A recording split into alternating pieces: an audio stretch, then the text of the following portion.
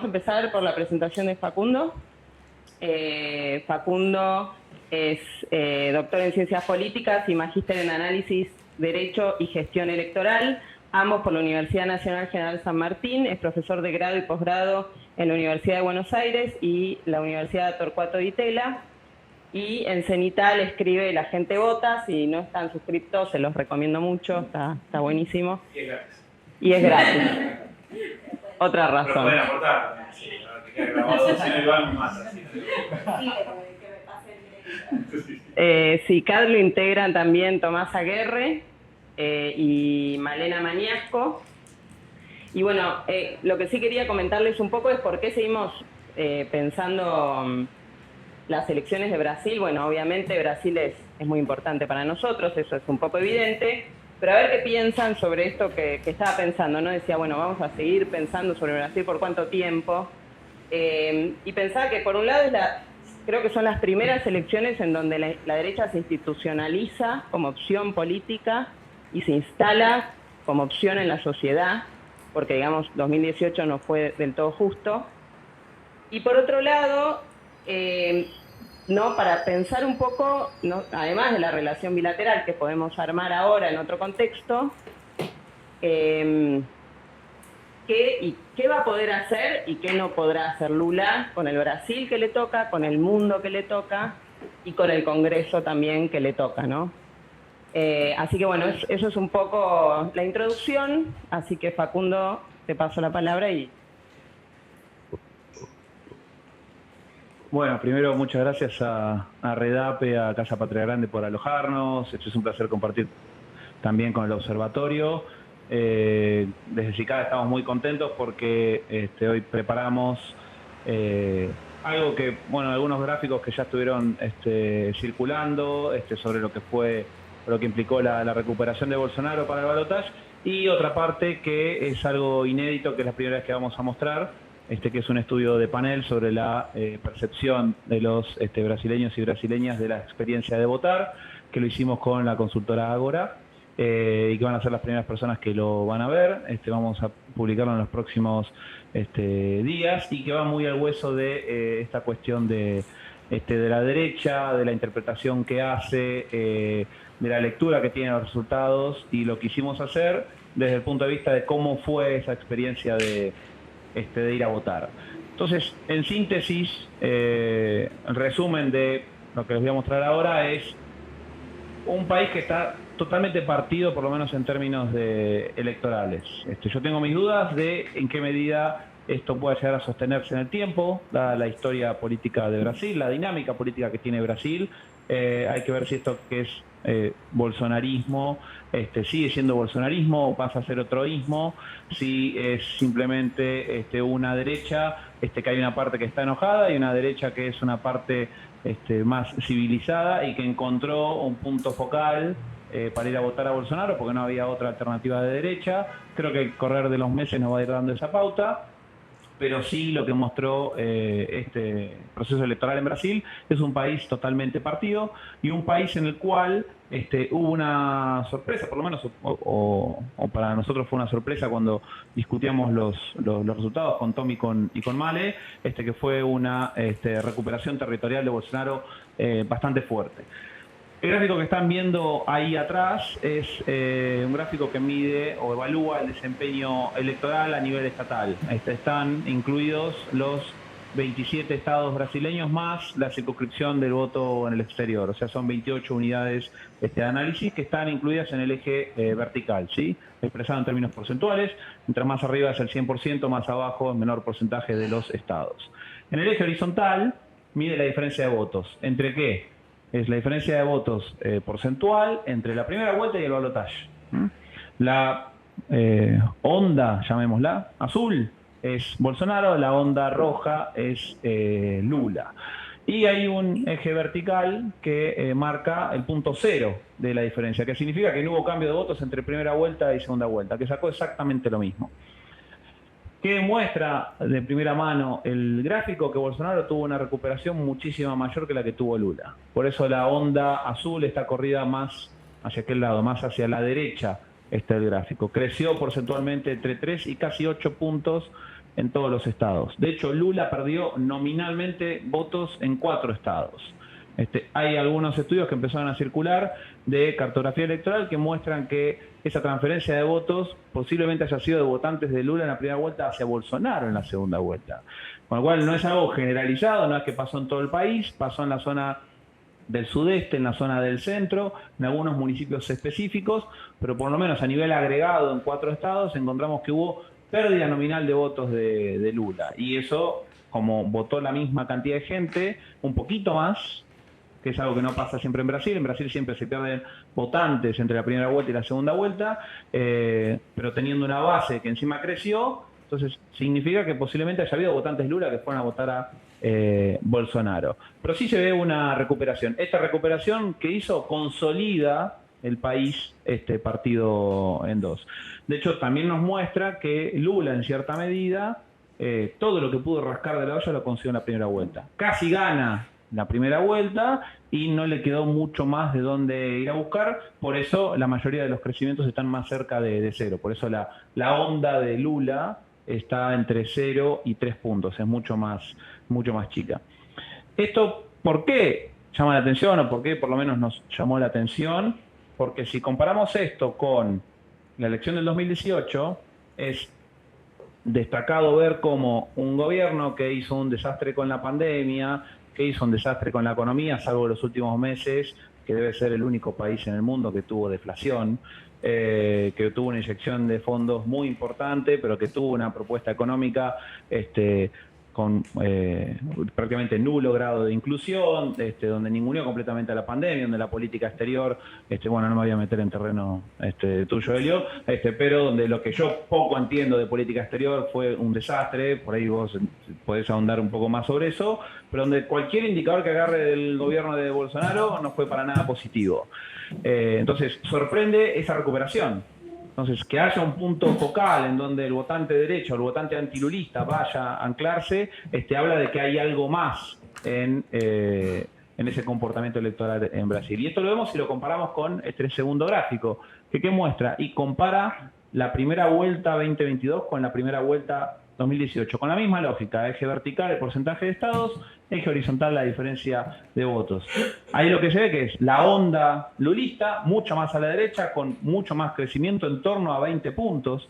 O sea, entre Haddad 2018 y Lula 2022 en la primera vuelta, la mayoría de los estados creció en torno a 18, 19, 20 puntos, es un salto muy grande. Ahí la estrategia de correrse hacia el centro una vez más y llevar a Alckmin rindió frutos, y también se ve que el Bolsonaro candidato versus el Bolsonaro presidente, es decir, el Bolsonaro 2018 versus el Bolsonaro 2022, estuvo mucho mejor el Bolsonaro candidato. ¿Por qué? Porque vemos que la onda azul está justo en torno al eje sin cambios, 0, y hay una parte importante de los estados que están hacia la izquierda, con lo cual perdió votos, y hay una parte de los estados que están hacia la derecha. Entonces, prácticamente en la mitad del país, el Bolsonaro presidente tuvo peor desempeño que el Bolsonaro candidato de 2018. Por eso el gráfico anterior llama mucho la atención.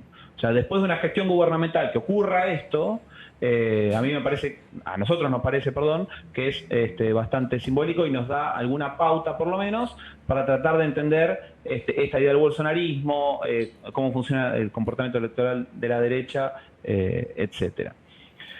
También podemos ver lo mismo y llegar a conclusiones similares si comparamos ambos balotajes, ¿no? Balotaje 2018 con balotaje 2022. Ahí incluso vemos que el Bolsonaro que tuvo que enfrentar a Haddad en el 2018 tuvo mejor desempeño que el Bolsonaro que tuvo que enfrentar a Lula en el 2018. La ola de Lula y Haddad sí aparece en algunos estados que aparecen a la izquierda del eje vertical sin cambios. La mayoría está hacia la derecha con menos crecimiento, pero hay un crecimiento versus el balotaje de Haddad en 2018 y el balotaje de Bolsonaro entre sí, la mayoría sigue estando hacia la izquierda. Por eso estos dos gráficos por lo menos nos despiertan muchas preguntas respecto a cómo hizo para tener un crecimiento tan importante entre la primera vuelta y la segunda vuelta, ¿no? Ahí creo que hay interrogantes que todavía no tenemos preguntas. Si funciona la teoría del punto focal, de que sea el único candidato que se enfrentaba a Lula y había un voto antilulista, antipetista,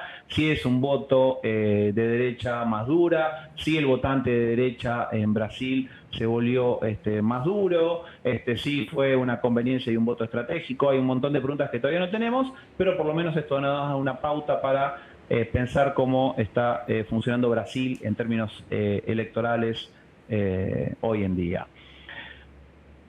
Lo que sí a continuación no se conecta directamente con estos datos, pero sí nos lleva a pensar cómo es que está funcionando, reaccionando esta derecha y sobre todo el lugar en el que está Brasil hoy en día.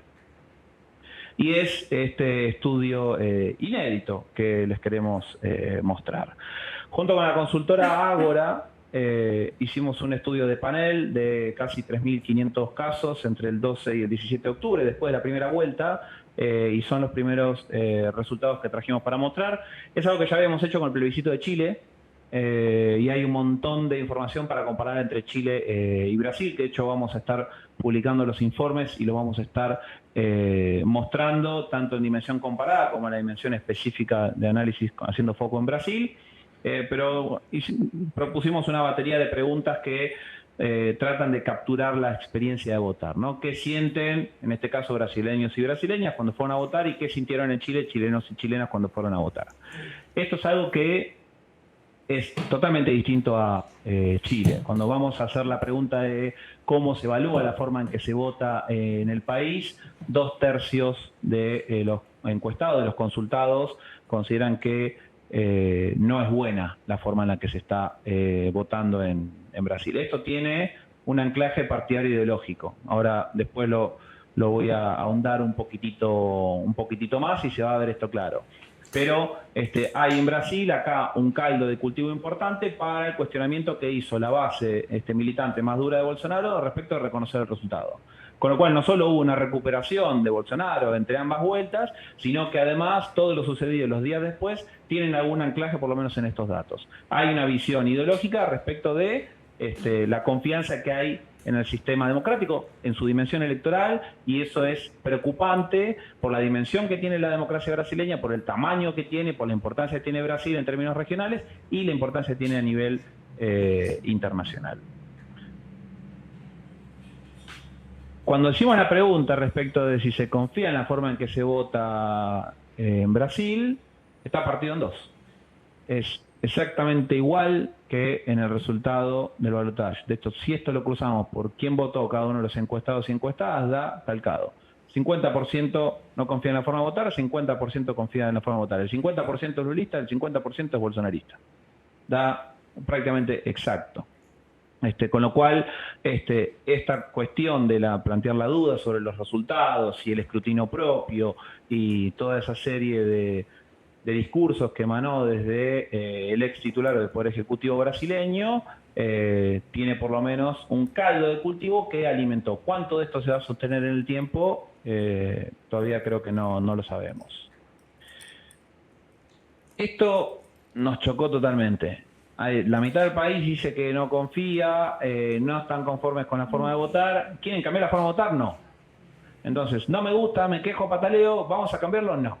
Entonces también acá hay una dificultad para construir consensos, porque si hay una disconformidad con cierta forma de votar y, por ejemplo, abrir de vuelta la posibilidad que se vuelva a votar en papel en Brasil, que aparece en el estudio, de hecho la predilección por el voto papel aparece muy fuerte en la base de votantes bolsonaristas. O sea, dejar el voto electrónico, volver al voto papel, volver al tipo de voto que tenía Brasil en la década del 90, que era un sistema muy complejo de voto papel y que generalmente en una población que en ese momento tenía altas tasas de analfabetismo, tenía casi 20% de votos nulos y blancos, que es una proporción enorme, ¿no? Estamos hablando del 20%, es 2 de cada 10. 1 de cada 5 votantes o anulaba o votaba en blanco, y el Tribunal Superior Electoral en ese momento consideró que eso era producto de la falta de conocimiento sobre cómo había que votar. Pero bueno, por fuera de ese detalle de color, hay acá también una dificultad para construir consensos. Si hay cosas que hay que cambiar, bueno, hay que buscar el punto donde cambiarlo.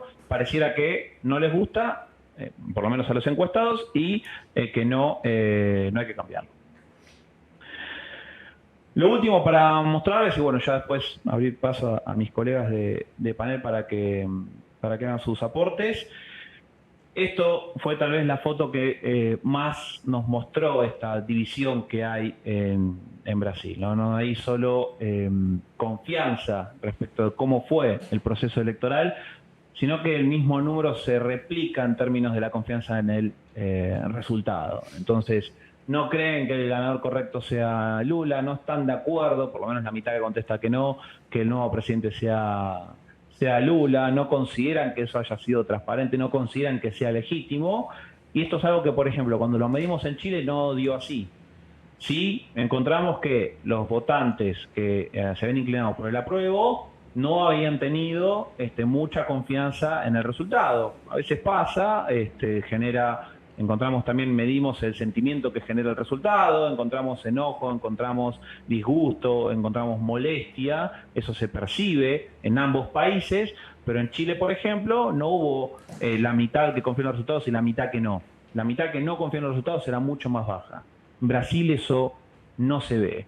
Con lo cual acá hay, creo que mucho para indagar, desarrollar, estudiar y precisar, porque de alguna manera ese discurso bolsonarista de que las elecciones no son transparentes, de que hay corrupción, de que el PT controla las instituciones, puede llegar a ser a futuro un caldo de cultivo para eventualmente proponer una agenda de discusión radicalizada como se viene teniendo hasta ahora. Preparé más grafiquitos igual de coloridos que estos, pero quedarán para una discusión posterior. Si quieren que después ahondemos sobre dónde fue que creció cada uno, etcétera, eso también está preparado. Y alguna cosita relacionada a con qué se nutrieron en la campaña electoral. Sí, así que muchísimas gracias.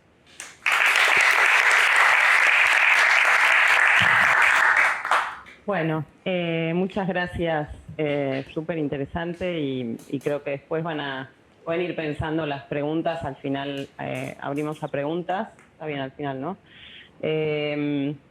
Y le pasamos la palabra a Dolores Gandulfo, que es directora del Observatorio Electoral de la Conferencia Permanente de Partidos Políticos de América Latina y el Caribe, miembro del Observatorio de Reformas Políticas de América Latina y de la Red de Politólogas, magíster en Políticas Públicas y Gerenciamiento del Desarrollo de la Georgetown University y de la Universidad General San Martín, y doctoranda en Ciencia Política de la UNSAM. Yo había pensado quizá hacerte algunas preguntas más institucionales y también relacionado con que estuviste en la primera y la segunda vuelta, ¿verdad? Pero sé que vos preparaste algo, así que no quiero condicionarte, así que sí tenemos que levantar la voz porque ese micrófono es para el Zoom, pero no sé si en el fondo se está escuchando bien. Sí. Perfecto. Bueno, primero, ahí me escuchan bien, ¿no? Sí. Bueno, primero, antes que nada, agradecer a Casa Patria Grande por alojarnos y también a Redape y a CICAD por plantear esta actividad, que mucho veníamos planteando de hacer algo con respecto a Brasil, porque nos parece que es un tema súper relevante para quienes estudiamos, no solo la integración regional, las elecciones, la política exterior de nuestro país, que nos atravesó este año, naturalmente como otras elecciones que también recuerdo Colombia nos encontró también en esta casa analizando en conjunto. Ahí, preparamos algunas cosas con el equipo, que allá están Santiago, Flor, Alejo y Cande, que fue ese el equipo que desde el Observatorio Electoral de Copal estuvo dando seguimiento al proceso de Brasil y, es el que en general recoge todos los resultados electorales y algunos de los gráficos que vamos a ver hoy. En línea con lo que planteaba Julia, la verdad que nosotros vimos el proceso electoral no solo desde el punto de vista de lo que ha sido todo el proceso de la campaña, sino también lo que ha sido el proceso de las elecciones in situ, y quizás recuperando algunas cosas de las que planteaba Facundo, pensar, por qué se dieron muchas de esas cosas o intentar reflexionar sobre algunos de los gráficos que planteaba y tiene que ver principalmente con cómo fue la elección, ¿no? Para arrancar y después ir a otros de los puntos.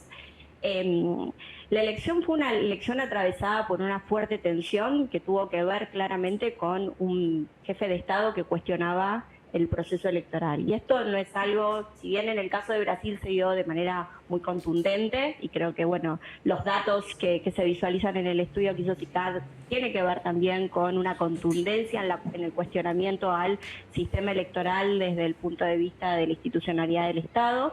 Y esto, si bien es algo que lo vimos fuertemente en Brasil, no es algo que es ajeno a lo que viene sucediendo en la región. Nosotros venimos analizando desde el observatorio situaciones que se vienen dando en virtud del cuestionamiento del sistema electoral en la mayoría de los procesos electorales en la región. Sin ir más lejos, lo hemos visto en el caso de Ecuador, cuando hubo una fuerte disputa en el plano de los órganos electorales en la elección que llevó finalmente a Lasso al poder, y eso, bueno, hizo también un proceso de judicialización muy fuerte que también impidió que el correísmo tuviese una elección, digamos, un cronograma electoral estable, porque claramente la persecución política que hubo y, digamos, la dificultad del partido político Revolución Ciudadana de plantear una propuesta partidaria también estuvo atravesado por estos cuestionamientos en el plano del sistema electoral. También vimos en el plano de lo que sucedió en Colombia, donde también desde la institucionalidad del Estado, de hecho el presidente del Senado en reiteradas ocasiones planteó la posibilidad de fraude, y eso obviamente condicionó a Petro en todo lo que tuvo que ver con su campaña electoral, y también al Consejo Nacional Electoral y a la Registraduría, y casi se da estas situaciones últimamente, y se dio en el caso de Brasil, donde el órgano electoral termina siendo un actor dentro del proceso electoral, algo que en realidad no venía sucediendo en nuestra región. O sea, nosotros veíamos a dos candidatos, en su mayoría dos candidatos con mayor opción de ganar la elección, y algunos candidatos de manera más tangencial en la mayoría de nuestros países, porque ya venimos viendo hace mucho tiempo la polarización, pero sin embargo los órganos electorales serán administradores del proceso electoral. La verdad que cada vez más los órganos electorales están siendo parte del proceso electoral, porque hay una definición por parte de algunas fuerzas políticas de empezar a plantear esta idea de que efectivamente el sistema electoral no es legítimo porque el actor del órgano electoral termina siendo un actor en sí mismo, partícipe necesario parcialmente necesario en alguna de las dos formas, en las dos candidaturas que están en juego. Eso sucedió en el Brasil, y por eso, como decía Facundo, un sistema electoral que en el 94 se hizo por primera vez en Río de Janeiro como prueba, y después en el 96 se empezó a aplicar en todo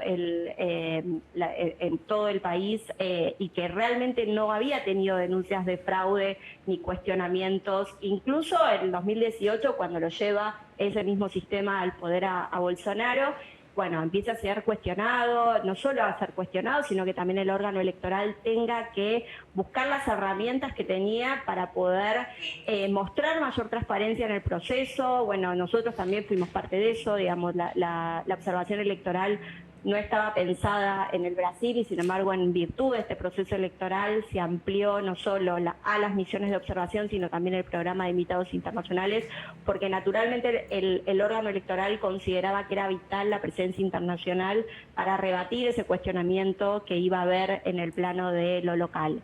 Y por otro lado también muchísimo mayor condicionamiento a la hora del tribunal de la fiscalización. O sea, esta fue la primera elección donde se armó una comisión fiscalizadora, donde no solo los militares, sino que también la policía, como otras instituciones del Estado, formaron parte.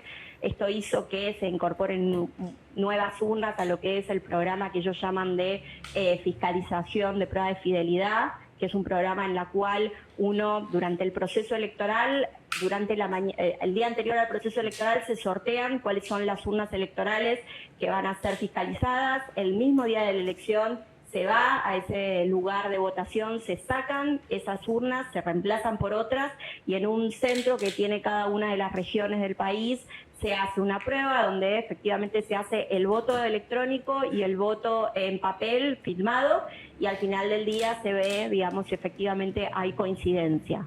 Esto, que evidentemente es algo que ya tenía el sistema, se incrementó, y se incrementó también a pedido de los militares el sistema de verificación de identidad biométrica. Entonces, digo, todo esto para poner un contexto de que claramente no estábamos ante una elección que era una elección que no tenía dificultades a la hora de pensar su legitimidad. Y su legitimidad se puede ver también en un proceso que también estuvo muy vinculado desde el punto de vista de lo que es también algo que está muy presente en los procesos electorales últimamente, que es la desinformación.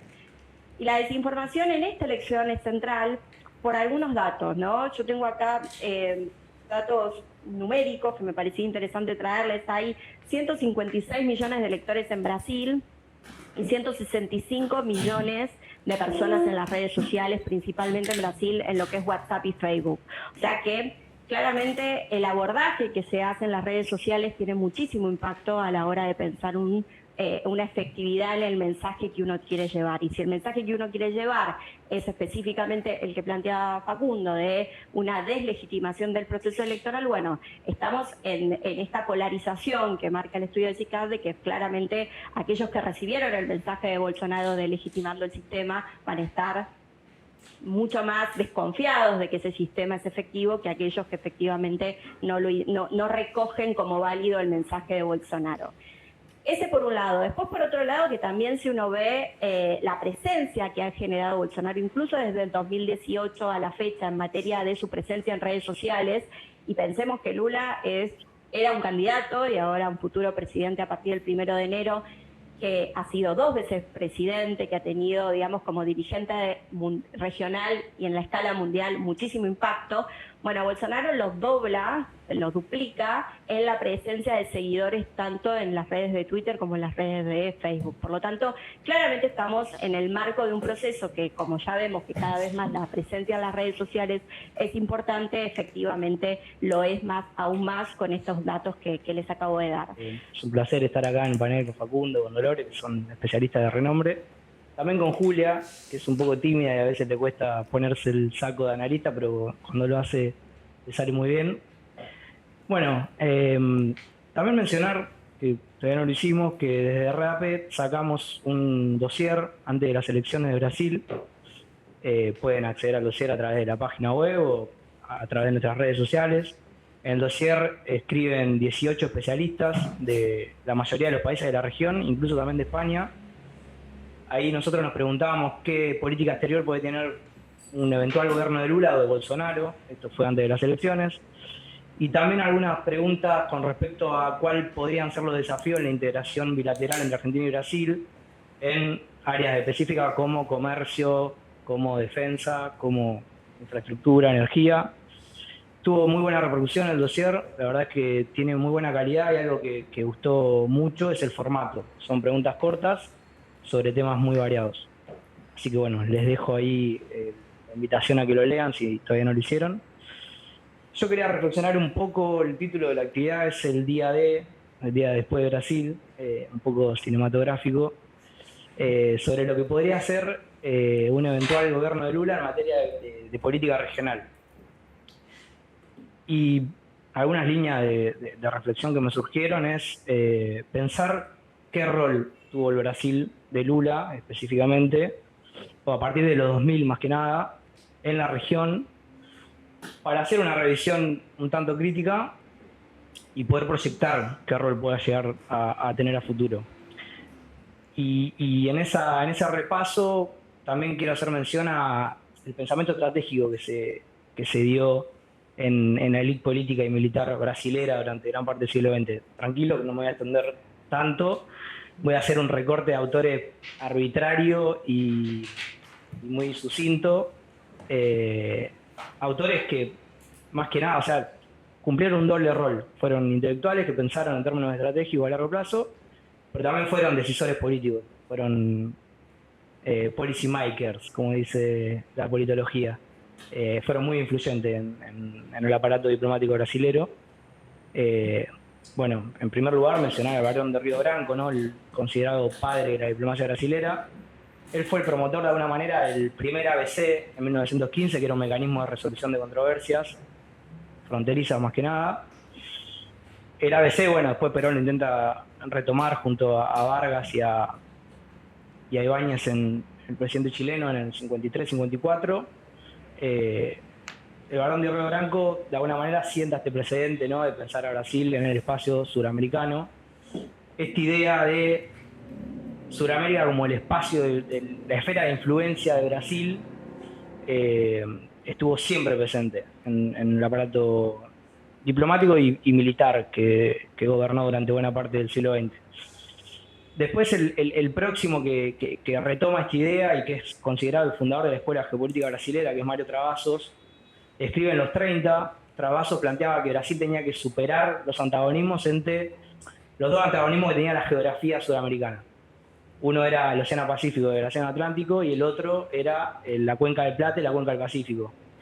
Travassos decía que Argentina en ese momento, que tenía de alguna manera una densidad nacional, un poder nacional más desarrollado, tenía como prisionero geopolítico a Bolivia y a Paraguay, y su influencia se ejercía a través de la integración fluvial de la Cuenca del Plata. Entonces Travassos decía, nosotros tenemos que contrarrestar eso. Claramente esto se pensaba siempre en función de una estrategia competitiva contra Argentina. Ahí había un afán expansionista en estos pensadores, en estos decisores políticos también, muy en línea, muy en sintonía con la época. El próximo que de alguna manera ya plantea con más claridad que América del Sur tenía que ser la esfera de influencia de Brasil es Couto Silva. Couto Silva fue un general brasilero muy influyente durante los gobiernos militares que estuvieron gobernando en Brasil del 54 al 85. De hecho, se consideraba que era el hombre del poder en las sombras. Couto Silva también planteaba que Brasil tenía que enfocarse en el área de soldadura continental, llamaba él. Esto era básicamente Bolivia y Paraguay. Y lo mismo, para contrarrestar la influencia argentina ahí. No se de vuelta esta idea de América del Sur como el lugar donde Brasil tenía que proyectarse geopolíticamente. El otro autor que lo retoma y escribe ya más en los 80 es el general Mayra Matos, que también planteaba algo parecido, pero con un tono más cooperativo y no tan conflictivo, digamos. Él decía que Brasil tenía que usar a la Amazonia como el centro articulador de la fortaleza sudamericana, le llamaba. Entonces, de vuelta, la idea esta de América del Sur como el espacio político regional diferenciado en Brasil está presente desde todo el siglo XX. En ese momento, Brasil y Argentina tenían relaciones de alguna manera de rivalidad. Las Fuerzas Armadas planificaban sus recursos en función de una hipótesis de conflicto con el país vecino, digamos, con todos los países vecinos, pero particularmente entre Argentina y Brasil había una mirada muy poco cooperativa. Esto en los 80 de alguna manera se deja atrás con la recuperación de la democracia. Bueno, la historia la conocemos, el pacto entre Alfonsín y Sarney en el 85, la creación de la ABAC, la Agencia de Control de Material Nuclear, que de alguna forma descomprimió fundamentalmente esa rivalidad que había entre Argentina y Brasil, y esa disputa que podría incluso ascender hasta el hecho de usar armas nucleares. O sea, uno por ahí no dimensiona, pero en tan poco tiempo la dinámica regional cambió mucho. Y ahí ya se empezó a plantear una estrategia de integración más cooperativa por parte de Brasil, pero siempre desde la perspectiva de sus intereses nacionales estratégicos. Esto lo quiero remarcar porque va a ser importante más adelante a la hora de ver cómo se movió Brasil en el siglo XXI. Acá un autor no tan conocido, también de la geopolítica, del pensamiento estratégico, de Dark Costa. Dark Costa es un intelectual muy vinculado al PT, que en su momento ejerció funciones en la Secretaría de Asuntos Estratégicos, cuando Lula era presidente. Él planteaba que ya esto con una mirada más integracionista, que Brasil tenía que impulsar la construcción de un mega estado suramericano. Así le llamaba. Y de alguna manera esto influyó en los círculos de toma de decisiones.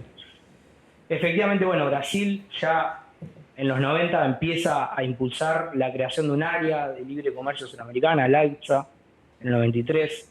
Franco era presidente, pero el canciller era Cardoso. Después ya Cardoso como presidente en el 2000 decididamente avanza proponiendo la primera cumbre sudamericana de naciones, que es el antecedente de la UNASUR. En la cumbre del 2000, se emite una declaración donde se reconoce la región como una zona de paz y se resalta eso como valor distintivo. Eso lo menciono porque más adelante también lo quiero retomar. Y bueno, a partir de ahí se da una dinámica de cumbre presidenciales, 2002, 2004, ya 2004 con Néstor presidente en Argentina, con Lula en Brasil, con Chávez en Venezuela. Cambia un poco la dinámica y se avanza, se da un paso más. Se le pone un nombre, Comunidad Suramericana de Naciones, en el 2004, y de alguna manera se empieza a insinuar lo que pasó después con la creación de la UNASUR. Ahí la declaración decía que había que converger los esfuerzos de la CAN, la Comunidad Andina de Naciones, con el Mercosur, que básicamente todos los países de América del Sur. Se hacen un par de cumbres más, 2006, 2007, y en 2008 finalmente se funda la UNASUR en la cumbre de Brasilia. ¿Por qué hice este recorrido? Porque acá el impulso de Brasil para la creación de la UNASUR fue fundamental. Brasil fue uno de los promotores, también en parte por el acompañamiento de Argentina, de Venezuela, del resto de los países, que de alguna forma se materializó en el No al ALCA en 2005. Eso permitió consolidar ese eje Brasilia, Buenos Aires, Caracas. Brasil lo promovió y siempre sus núcleos de producción de pensamiento estratégico lo pensaron en ese sentido. Si uno va a buscar documentos del Ministerio de Defensa, como el Brasil en 3 tiempos, la Estrategia de Defensa Nacional, ya se hablaba de crear una comunidad de seguridad en América del Sur y demás. Entonces el rol de Brasil fue fundamental. Y acá es donde por ahí viene un poco la controversia, por ahí si hay gente ahí de Brasil conectada, podemos tener un intercambio después. Lo cierto es que, bueno, la UNASUR, todos sabemos la historia, no se llegó a consolidar como un bloque regional permanente y con perdurabilidad, digamos. Ante el primer cambio de la mayoría de los gobiernos que más gravitación tienen en la región, la UNASUR pasó a la parálisis virtual, estuvo 3 años sin cumbres presidenciales, no se pudo poner de acuerdo entre los países quién era la Secretaría General, y eso de alguna forma lo usaron como excusa los gobiernos conservadores para directamente irse, suspender su participación, como hicieron en el 2018. Y ahí hay varias cosas para ver y para criticar en función, ¿no?, de constructiva, ¿no?, de cómo recrear esta instancia, como decía Juli, que ahora están de vuelta las posibilidades de reformular la UNASUR. Hay mucha literatura escrita al respecto. A mí me interesa detenerme. Primero, sí, está claro que había muchas diferencias entre los países. Había un bloque de países que estaba más alineado a Estados Unidos, estoy hablando de Colombia, Chile o Perú, y otro grupo de países que no. Pero me parece que hay un punto ahí a resaltar, que es que Brasil nunca terminó de ejercer un liderazgo regional marcado. Eso es una discusión muy recurrente en el ámbito de las ciencias sociales y también de la política. Brasil tenía un liderazgo ambivalente con respecto a la región. Esto está muy vinculado a esta tradición diplomática que venía mencionando, de Brasil como articulador de la región, pero conservando siempre la perspectiva de sus intereses nacionales estratégicos. Y hay un par de ejemplos donde esto se puso arriba de la mesa. Quizás los más disonantes fueron en el 2008, durante la ronda de Doha, la negociación en el marco de la OMC. Brasil un poco fue ahí a negociar informalmente en nombre del Mercosur y terminó aceptando condiciones que eran perjudiciales para los países no industrializados, como por ejemplo Argentina. Ahí hubo un roce entre Argentina y Brasil muy importante. Se le reclamó de que Brasil efectivamente negoció bajo la defensa de sus intereses particulares, sobre todo la burguesía industrial paulista, y no contempló los intereses del resto de los países de la región. Brasil en su momento contestó diciendo, bueno, nosotros defendemos primero nuestra soberanía nacional y después los intereses regionales. Otro ejemplo muy claro que hubo, incluso llegó a un nivel de enfrentamiento político, fue cuando Bolivia nacionaliza los hidrocarburos. Ahí Evo entró en conflicto con Petrobras. Brasil jugó un rol de defensa de Petrobras. Si bien es cierto que si hubiera sido otro gobierno y no el de Lula, hubiera sido muchísimo más feroz el enfrentamiento y probablemente le hubiera resultado más difícil a Evo hacer lo que hizo. Pero bueno, lo cierto es que ahí Brasil ejerció representando los intereses del sector petrolero nacional. Y también hubo otro ejemplo, un ejemplo permanente, que es la discusión sobre los precios de energía que se producen en la represa de Itaipú en Paraguay. Ahí a Brasil tampoco le tiembla el pulso para ir a pedir energía barata que son básicamente un reclamo de la burguesía industrial paulista. Entonces, me parece que Brasil tuvo este carácter ambivalente en cuanto a ejercer un liderazgo regional, y eso era algo que la región necesitaba.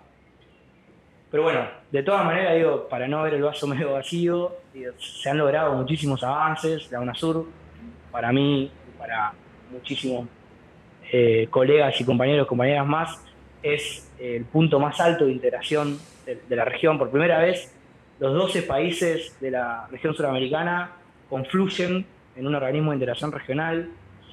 Eso es un avance importantísimo. Y se han avanzado en muchas áreas, digo, en salud, en energía, en defensa. De hecho, bueno, acá funcionaba el centro estratégico el centro de estudio estratégico de defensa, el CED. De hecho, la sala de situación está ahí. Y el CED en parte contribuyó bastante en esto de identificar intereses que se podrían considerar regionales y no nacionales. Digo, en esto de, a la hora de defender los recursos naturales que tenemos los países latinoamericanos, no nos alcanza con nuestras Fuerzas Armadas nacionales. Digo, eso está en discusión.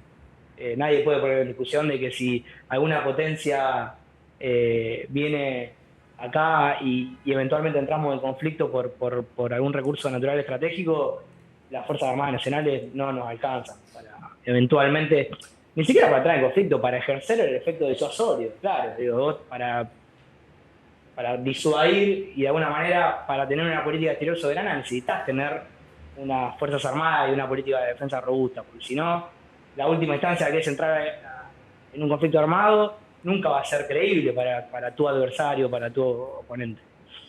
Entonces me parece que sí, que la UNASUR logró muchos avances, que pudo identificar intereses regionales y no nacionales, y eso hay que destacarlo, pero también hay que mirarlo críticamente para poder pensar a futuro cómo podemos recrear esas instancias de interacción regional. Hoy estamos en un contexto mundial muy diferente al de los 2000, 2010. La disputa entre Estados Unidos y China es cada vez más feroz. Eso de alguna manera restringe el espacio y el margen de maniobra que tienen países periféricos como el nuestro, como los países suramericanos. También se está discutiendo mucho, y la guerra en Ucrania lo puso arriba de la mesa, esta idea de el desacople, de cómo desacoplar. Los países occidentales discuten cómo desacoplar las economías occidentales de los países no occidentales. Y digo la guerra en Ucrania porque hoy, por ejemplo, Europa está buscando fuentes alternativas de energía para reemplazar el suministro ruso, y al revés. Y Rusia está buscando nuevos socios para exportar su energía, y lo está haciendo muy exitosamente. Y me parece que eso nos afecta como región, nos deja menos margen de maniobra. Un margen de maniobra que en esa época estaba más presente. Digo, hay un debate histórico entre si Estados Unidos desatendió en términos estratégicos la región en los 2000, después del atentado de las Torres Gemelas. La verdad es que claramente desatendía más la región que hoy. Hoy Estados Unidos cada par de meses te manda a alguien del Departamento de Estado, te manda a alguien del Comando Sur, te manda a alguien incluso del sector de inteligencia a la región a ver qué estamos haciendo con respecto a la creación de un polo logístico en Ushuaia, por ejemplo, o el avance y la discusión con respecto al 5G. Estamos en un contexto muy, muy, muy condicionante, más condicionante que hace 20 años. Pero también hay ventajas, y hay puntos positivos que antes no estaban. El otro día escuchaba a Juan Elman, compañero ahí de Cenital de Facundo. Él decía un dato muy interesante. Por primera vez en la historia de América Latina, las 6 economías más grandes están gobernadas por fuerzas progresistas. Brasil, Argentina, México, Chile, Perú y Colombia. De hecho, 4 de esas economías estuvieron ausentes en la oleada de integración regional de los 2000. 4 países importantes, digo, sobre todo México es una de las economías emergentes, o Colombia, que tiene una estrategia que está muy permeada por los intereses en materia de seguridad y defensa por Estados Unidos. Incluso los estrategas norteamericanos ponen la línea de perímetro de contención ahí, en Colombia. Para ellos, su área de influencia llega hasta Colombia y llegaba hasta Venezuela. Hasta el 99 llegaba hasta Venezuela. Entonces, hoy tenemos un escenario donde hay más gobiernos progresistas dispuestos a avanzar hacia la integración. Es cierto que muchos de estos gobiernos están atravesando problemas de gobernabilidad, como mencionaba recién Dolores. Digo, hay coaliciones muy débiles, con intereses muy contrapuestos que están gobernando estos países. Pero también lo cierto es que la integración regional es un instrumento. Digo, esto lo planteaba Juan Carlos Puig, un gran intelectual y también un decisor político, fue canciller muy fugazmente en el 73. Él decía que la integración regional era un instrumento más para obtener autonomía en el plano externo, pero también en el plano interno. Digo, y acá vuelvo al UNASUR y rescato algo que pasó ahí, que fue que hubo crisis de inestabilidad política muy fuerte, intentos de golpe de Estado, como por ejemplo en Bolivia en el 2008, cuando la región de la Medialuna, esos departamentos que hasta el día de hoy siguen, ¿no?, peleando por imponer su autonomía en desmedro de los intereses nacionales. Ese intento de golpe de Estado la actuación de la UNASUR fue fundamental para desarticularlo. La actuación de la UNASUR fue completamente inmediata, o sea, se convocó una cumbre al otro día. De hecho, ahí Brasil ejerció como mediador. Brasil dijo, bueno, yo me paro como mediador y trato de articular los intereses de la oposición boliviana con la del gobierno. Lo logró. Bueno, de hecho, parte de esa negociación fue que algunos de los reclamos de las regiones de separatistas fueron incluidos en la reforma constitucional que estaba promoviendo Evo. Fueron incluidos en el Congreso y se incluyeron en la reforma constitucional. Y eso aplacó un poco este intento separatista.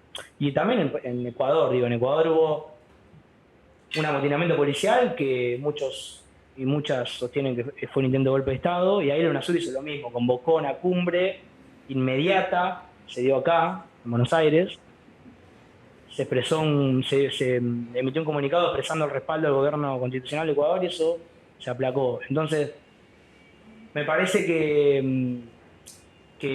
hoy hay condiciones para que los gobiernos avancen en esta agenda de integración, que avancen en nivel de autonomía y que al mismo tiempo se fortalezcan internamente y puedan de alguna manera tener más legitimidad interna y poder definitivamente consolidar un armado regional institucional más fuerte. Así como nombré de ventajas, en la actualidad hay algunas ventajas. Digo, esta idea que está muy en boga hoy de discutir y de poner el acento en la seguridad de las cadenas de suministro, de las cadenas de valor, el nearshoring o el reshoring, que muchos especialistas llaman. América Latina ahí tiene mucho para ofrecer, porque nosotros somos una región de paz que en este contexto donde el conflicto entra al plano militar incluso, es muy valorable. Es muy valorable y eso es un activo que nosotros tenemos que poner arriba de la mesa. Y me parece que la única forma de poner arriba de la mesa ese activo y de poder definitivamente tener una política exterior soberana es si lo hacemos articuladamente. Si nos sentamos con Brasil, nos sentamos con el resto de los países a negociar con las potencias occidentales o negociar también con las potencias no occidentales y negociamos en conjunto el ingreso a la ruta de la seda, por ejemplo, que fue algo de Argentina y Brasil y el resto de los países lo hicieron de manera individual, y eso nos resta poder de negociación. Entonces me parece que hoy hay condiciones también para recrear esos espacios de integración regional, y la mirada crítica sobre el pasado me parece que nos sirve para ser constructivo y poder mejorar esos aspectos. Así que bueno, eso lo quería plantear. Muchas gracias. Me gusta tu optimismo. Me gusta. Bueno, y también para sumar al optimismo, creo que estuvo circulando que el gobierno de Lula nos promete unos swaps que nos traerían un poco de aire fresco a las reservas argentinas, pero también la intención de crear el Banco del Sur, que cuando salgan acá está la foto de creación subiendo las escaleras, que bueno, no, para el recuerdo. Bien, vamos a abrir a preguntas. Yo no sé, creo que vos quedaste con algunas cuestiones pendientes a comentar, pero... Bueno. Abrimos a preguntas. Te voy a pedir que lo comentes acá para que puedan escuchar desde el Zoom. Bueno, muchas gracias. Una pregunta para Facundo, que me parecía interesante el informe o el estudio que habían hecho en relación a la confianza. Entiendo que el informe se hizo entre la primera vuelta y la segunda vuelta, ¿verdad? Sí. Digo, no deja de ser llamativo porque entiendo yo que una parte de esa confianza puede permanecer y en realidad arroja un dato muy preocupante, que es que, digamos, hay una desconfianza muy fuerte centrada en la autoridad electoral. Mi pregunta está un poco orientada a qué formas se pueden pensar para revertir esa tendencia. También, yo soy antropólogo y en general los antropólogos tenemos una relación un poco reñida con las encuestas, pero y también con la comparación política. Pero bueno, el espejo de lo que sucede en Estados Unidos ha sido constantemente citado en Brasil y recién en las midterms en Estados Unidos, parte del problema era la persistencia del discurso de Donald Trump respecto a la desconfianza, respecto a que no se desinfló. Entonces la pregunta es un poco, ¿cuál es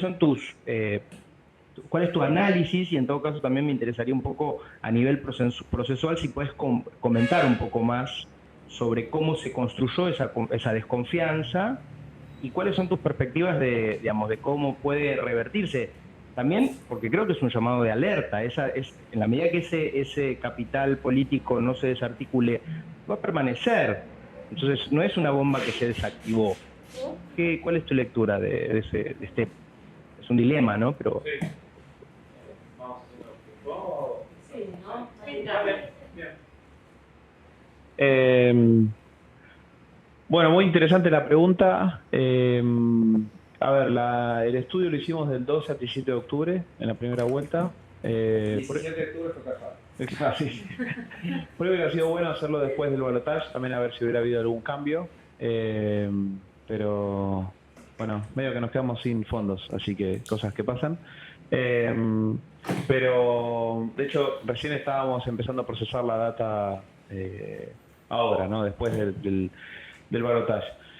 Ahí, bueno, Loli estuvo allá y ella subió una foto muy interesante. De hecho, te volviste viral con esa foto, porque fueron 3 días siguientes que la gente seguía dando RT. Que cuando, ella lo puede ampliar mucho más, pero cuando se reunió con el Tribunal Superior y tiene esos encuentros por la observación, había material que había generado el Tribunal Superior Electoral para combatir la desinformación en redes sociales, ¿no? Que eran muchos los canales a través de los cuales había circulado esto de nos van a robar la elección, etcétera. De hecho, si hacemos un poco de memoria, hoy en día WhatsApp tiene el mensaje reenviado después de la elección de Brasil del 2018. A partir de ahí WhatsApp lo incorpora. Entonces y ahí hubo mucho trabajo del Tribunal Superior Electoral con las redes sociales y con las comunidades digitales, las empresas que manejan eso, para empezar dispositivos en los cuales la información trate de llegar lo más limpia posible, por lo menos cuando aparece algo, por ejemplo, muy reenviado, te aparezca reenviado muchas veces. Eso WhatsApp lo empezó a incorporar después de la elección brasileña. Entonces es un organismo judicial, la estructura de administración electoral brasileña es distinta a la nuestra. El Tribunal Superior Electoral concentra no solo la instancia contenciosa, sino también administrativa del proceso electoral. Nosotros hay una parte que eso recae en la DINE para el escrutinio provisorio. Allá no hay provisorio, va todo directo al definitivo, facilitado por el voto electrónico, y las autoridades judiciales hicieron mucha campaña para combatir y reforzar la confianza en el sistema. Pero bueno, ahí Loli estuvo allá, puede aportar mucho más que yo, que simplemente me dediqué a leer cosas desde acá. Desde el Poder Ejecutivo, que va a asumir el 1 de enero, lo que le queda en cierta medida es empezar a transmitir un mensaje, por lo menos, imagino, que no haya un revanchismo, en cierta medida, ¿no? Entonces, reforzar esa idea de la unidad, de que la coalición ganó electoralmente, pero tiene que ampliarse gubernamental y legislativamente. Lula tiene experiencia en esto. A mí me pareció que aparece ahora un Lula muy simbólico, de por única vez que ocurrió esto, pero esto es un Lula bastante parecido al Lula del 2002. Lula del 2002 también hizo una gran coalición. Lula del 2002 llevó a José Alencar como vicepresidente, era el Partido Liberal, es el mismo Partido Liberal que ahora compite con Bolsonaro. Pasa que, bueno, los partidos allá en Brasil son un poco borocotistas. De hecho, el Partido Liberal cambió de nombre, volvió al viejo nombre, etcétera. Pero digo, llevar a José Alencar en el 2002 tuvo un simbolismo tan fuerte como llevar a Alckmin ahora. De hecho, si ves la génesis del Partido Liberal, se desprende de arena del Partido de los Militares en los 80. Entonces, ahí hubo un Lula que, además, en ese momento ganó la Marea Roja, en ese momento del 2002 fue muy fuerte, ganó en casi todos los estados, si mal no recuerdo, pero después gobernó y creció. La coalición fue, de hecho, sobredimensionada. Legislativamente estaba cerca del 70% del apoyo de las bancas. Y empezó a generar políticas de inclusión, pero sobre todo para llegar a todos y todas. Y creo que ahora, por lo menos desde el gobierno, veo una idea similar para tratar de que no se potencie esto de esta desconfianza del sistema y hacia todo. Creo que las primeras señales que se emitan los primeros dos meses van a ser claves. Respecto a lo que decías de la comparación con Estados Unidos, yo me había traído para leer en la presentación, pero me viene como anillo al dedo, como si hubiéramos practicado. Juan Elman hizo una entrega el 17 de octubre en Cenital de Mundo Propio. Todo el 17 de octubre. Miren al norte se llama el artículo que escribió. Y puso una frase que cuando yo lo venía leyendo, reconozco que lo leí hoy porque tengo un par de newsletters atrasados de mis compañeros de trabajo. Y hay una frase que él levanta de Yasha Monk, hablando sobre Estados Unidos, pero que aplica mucho para Brasil. Y bueno, a quien cita dice: la premisa fundamental de la democracia es que los ciudadanos acepten ser gobernados por quien gana las elecciones.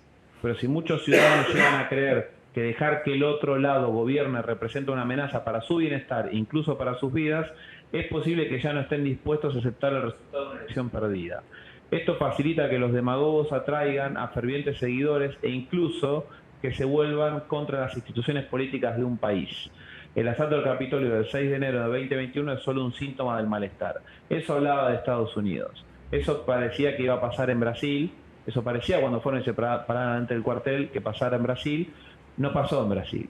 Pero hay un paralelismo muy fuerte y por lo menos Juan escribió esto justo cuando nosotros estábamos midiendo. Y si vas a ver el dato de la encuesta, entonces numéricamente estamos mostrando lo que dice esta autora.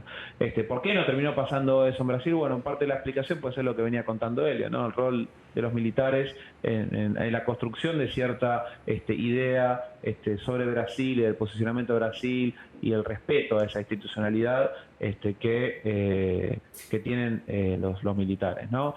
En ese sentido parece ser, o parecería ser, que Bolsonaro les resultó útil en un momento y ahora por ella no tanto. Entonces, en el momento que les fueron a golpear las puertas para que salieran, dijeron: no vamos a salir, vamos a respetar esto. Entonces, ¿por qué en Brasil no se dio una toma del Capitolio?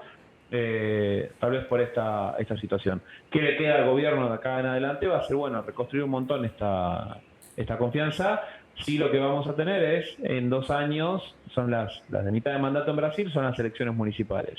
Ahí creo que puede llegar a haber una forma de medición, no a través de esta encuesta, pero sí de ver qué percepción y qué nivel de participación hay y qué discusión política hay en esas municipales, para ver si se revierte un poco ese descontento con las instituciones que captura esta encuesta. De vuelta, esta encuesta a nosotros nos dejó muy contentos, pero seguimos hablando de una encuesta de panel que se hizo para 3.500 casos. Es representativa, sí, pero dado los recursos que disponemos, nos da una foto que no es claramente la totalidad de Brasil. Sí, son datos que sorprenden, pero bueno, hay que saber que es una encuesta, ¿no? Una cosita más en relación también a las preguntas. Creo que algo interesante en esto que decía Facu y que recuperaba también el lío de los militares, hasta hace 2 días todo el espectro político en Brasil estaba esperando la auditoría de los militares con respecto a la elección, en virtud de esto que se planteaba de la legitimidad del sistema. El informe de los militares dice que la elección fue sin ningún tipo de inconsistencias, hace algunas sugerencias en relación a cómo poder ampliar la cantidad de urnas, por ejemplo, de datos biométricos para las próximas elecciones.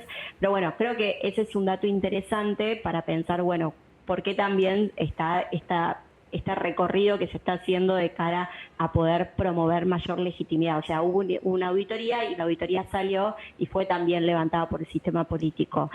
Después, por otro lado, creo que también, si uno por ahí, y yo lo decía más desde el punto de vista pesimista, pero por ahí voy a dar una mirada más optimista que tiene que ver con cómo se empezó a atacar a los órganos electorales. Si uno ve los últimos procesos electorales en la región, la verdad que los órganos electorales en esta disputa con el poder terminan saliendo más fortalecidos. De hecho, realmente el Tribunal Superior Electoral, como decía Facundo, invirtió muchísimo en, por ejemplo, las cuestiones vinculadas a desinformación.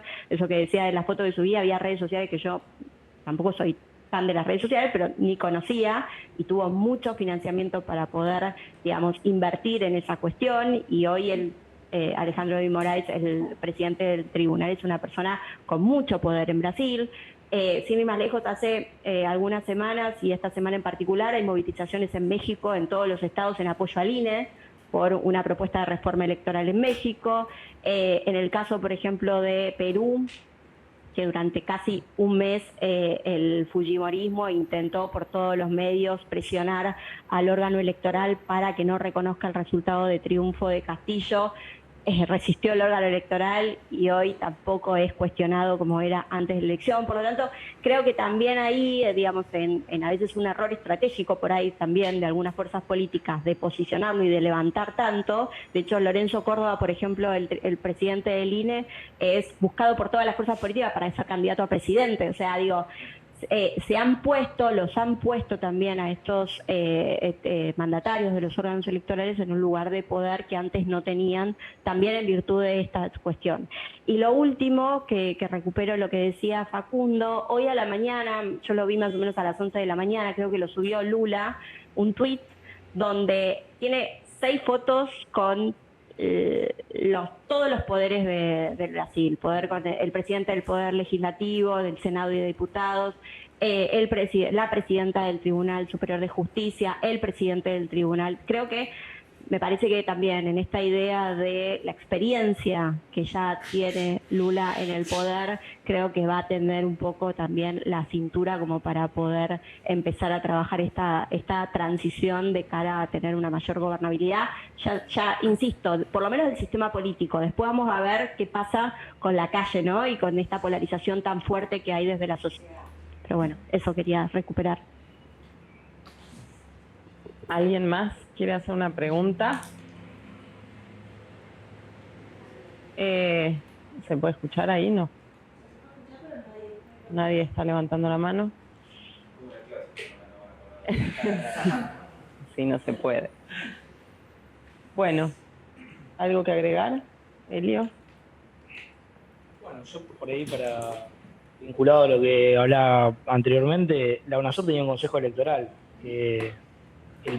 La primera vez que se puso en función el consejo electoral fue en las elecciones del 2013 en Venezuela, donde gana Maduro por 120.000 votos, una cosa así, donde lo mismo, Capriles no reconoció los resultados, convocó a movilizaciones callejeras, hubo disturbios durante varias semanas y saldo de muertos, heridos, etcétera.